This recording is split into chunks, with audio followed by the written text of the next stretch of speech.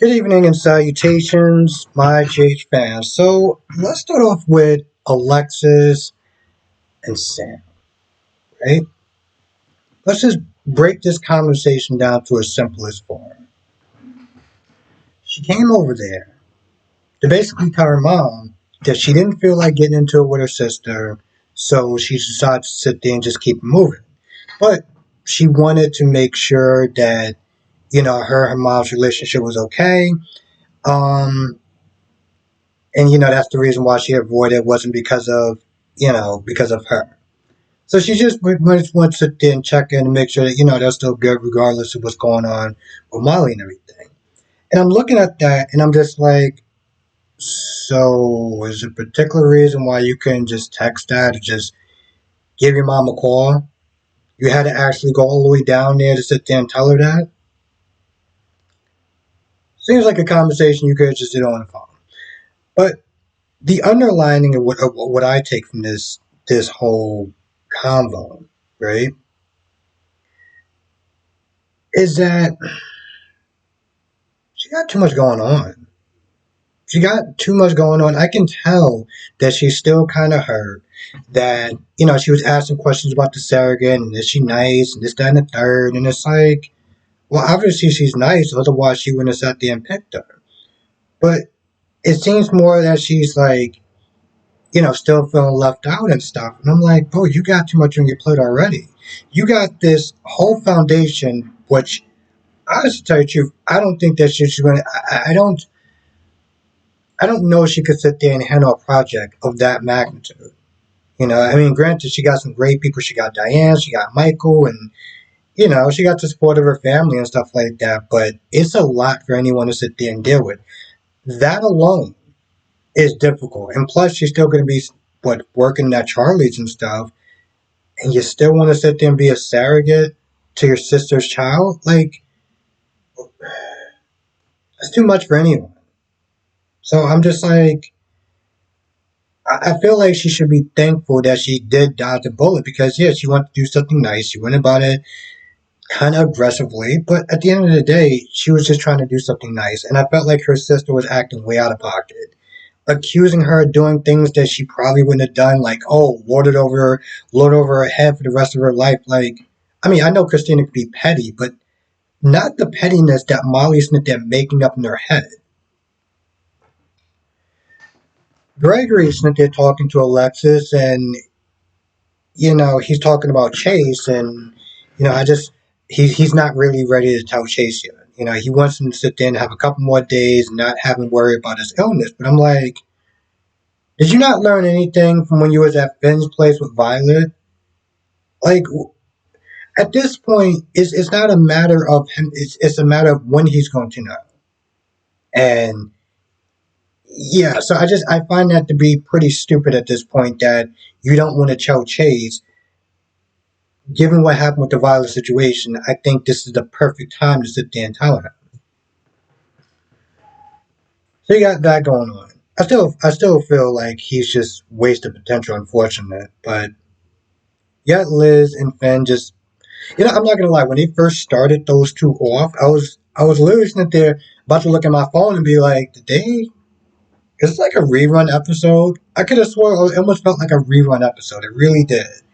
The only thing they wound up doing was talking about Chase. I mean, talking about Gregory, them knowing about the ALS, how he was feeling, that he was kind of kicking himself for all the time that he wasted. This is something that most people do when they find out a loved one is sick. It's like they start to have that regret, and it sucks because there's nothing you can really do about that. I'm not gonna lie, it's kind of interesting to sit there and see Jocelyn working. I mean, to be fair, think about it. There's a lot of times that people sit there and say that Jocelyn acts like a spoiled brat. She never really works for anything or anything like that. Technically, she did work. Even before Kelly, she was working at Lily's camp. She was, I don't know, a camp counselor or whatever. And I'm pretty sure that's difficult in itself. But still, so she's there. Trina's there.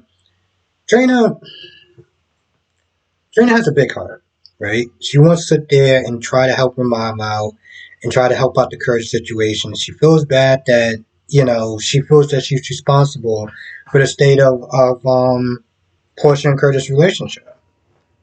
But I'm like, at the end of the day, as big as your heart is, you gotta let those two work it out. You're still a kid. You're trying to figure out things that's going on in the world, in your world, and trying to figure out who you are and your place in this world. Let the adults sit there and handle their own situation. That's exactly what Jocelyn says. Like at the end of the day, you're gonna have to sit there and let your parents work that out.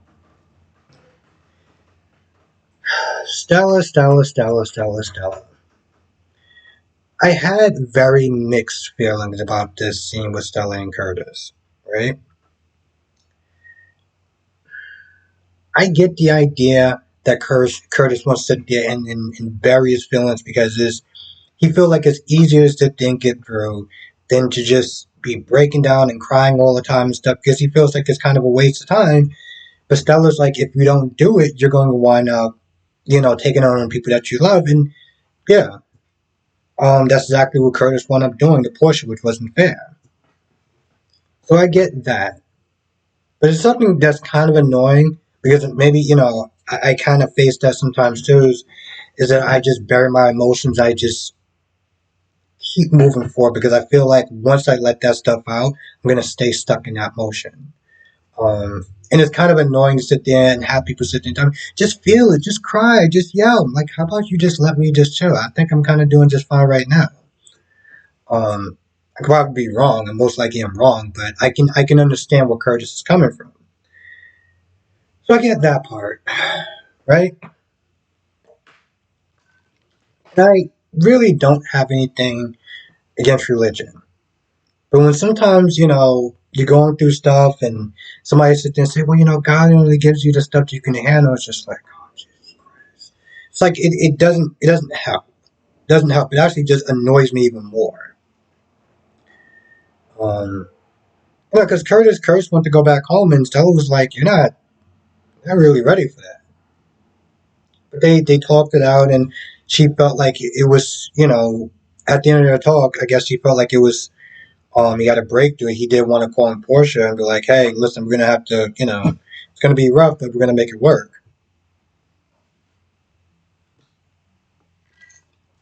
Yeah, I think therapy is definitely necessary. I mean, don't get me wrong, talking to your aunt, your family and everything like that is fine, but you do need a trained therapist to sit there and really get through your emotions, not just yelling and screaming and have this woman sit there giving you a bunch of Bible quotes. I feel like there's more of a step to that than healing. But Trina was happy when she got there and she talked to Portia because she just assumed, because Portia at this point, Portia's talking to Hat Daddy and Portia's like, I don't even know if he's actually coming back. They've been having so many issues. She's been feeling like she's been walking on eggshells. It has not been a picnic to sit there and say the least. But Marshall gave her some insight as far as the reason why he's been trying to push her away, why he's been trying to just, keep his distance. Because I guess Portia sit there and think that he doesn't love her. When in reality, sometimes you push away the people to protect them because you love them far too much, and you don't want to sit there and sink in that quicksand that you're in. So I get that. Anna and Robert. Anna and Robert. One thing that I did find interesting was when Anna asked Robert to sit there and try to look, try to have him use his connections to sit there and see if Valentine is still working for Pikeman. Robert was like, why don't you sit there and ask him directly? She was like, I can't do that. He was like, yeah, because you don't trust him. And that's really what it was about. She couldn't even sit there and try to rebuke that. She was just like, oh, I asked you to sit there and ask me all questions. I'm like, but if you can't trust this man, then what does that say about your relationship? You want to make sure that he's on the up and up, even though that you know that he's lying to you, but you want to assume that it's probably for a good reason. I'm like, okay, but here's the thing, even if you do find out it's for a good reason, right? What does that sit there and say about your relationship and your trust? That he's going to do what's in your best interest, but not sit there and tell you about it? That doesn't seem healthy. It just seems like, oh, I did it for your best interest. I'm like, but you couldn't tell me about it. It's supposed to be a team. This is a partnership. Like, what are you doing? Um, So you got that going on. Now this whole thing with Lucy and Marty. At first, when Lucy threw the drink on Marty, I was like, "What the hell is the matter with you?" But then I remember she was like, "Yeah, you've been holding out. You get money and stuff like that, and you know, you, you know, by your ex-wife. So that's the reason you don't want to sit there and get married."